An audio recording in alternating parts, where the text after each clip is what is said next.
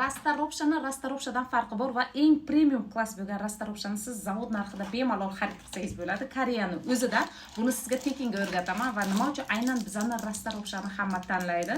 Nima uchun jigarga bu yaxshi ta'sir qiladi? Effekti super. Videoni oxirigacha ko'rsangiz agar bilib olasiz. Har bitta yegan ovqatingizni moddalarini zararli va zararsizga aylantirib beradigan. Spirtli ichimlik ichadigan bo'lsangiz ham, dori ichadigan bo'lsangiz ham hammasi jigarda sintez bo'ladi. Jigar bu bizning laboratoriyamiz va eng yomon narsa jigar hech qachon kasal bo'lganini bildirmaydi.